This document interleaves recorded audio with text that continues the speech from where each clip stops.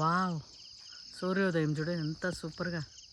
నేను ఎప్పుడు కారులో విండ్షీల్డ్లో నుంచి తీస్తాను ఇట్లా. ఇప్పుడు మనకి ఇక్కడే దొరికింది, చేను దగ్గరే. నెల్లికాయ చెట్టు కదా. అవునులే, నెల్లికాయ చెట్లు బాగా ఇదవుతాయి. నెల్లికాయ చెట్లు పెద్దవైనా కానీ మామిడి చెట్లకు నీళ్ళు సరిపోలేదో మరి ఏందో అర్థం కాల.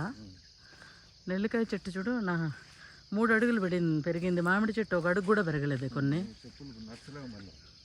ఓకేలే.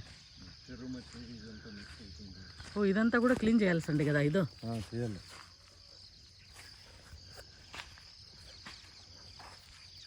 గడ్డంతా ఎందుకు ఇట్లా వదిలేస్తున్నారే?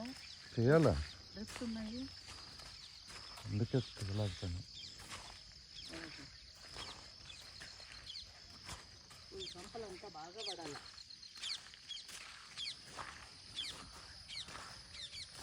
మనము మోస్ట్లీ ఇన్ని మొలకలు పైన వదిలిండకూడదు, మొంగ కత్తిరించాల్సిందేమో అనిపిస్తుంది.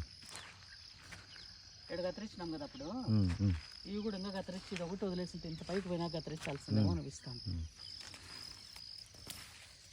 ఇప్పుడు వర్షానికి బెరికిచ్చేస్తే ఇవే బెరికిచ్చి అదే కదా పని ఇప్పుడు చేసింది, అదే ఈజీగా వస్తాయి. ఎందుకు ఇక్కడ రోటర్ వేయచ్చు కదా, ఇక్కడ వేయచ్చు కదా రోటర్. పైపులు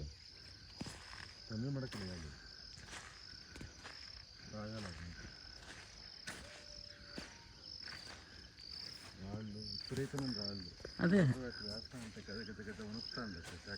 అవునులే. ఇవే సుక్కు టమాటో చెట్లు మొన్న పెట్టిండేదే. ఈ గడ్డలో చెట్టు ఎట్లా వస్తాం? మన గడ్డలు తక్కువ ఉంటారు, వీలో కూడా పెద్ద మళ్ళీ ఎగేస్తాడేమో. ఏడెగేస్తాడు ఇంకా. అదే వర్షం పడిన దానికేమో అనిగిపోయినట్టున్నాయి గడ్డలు.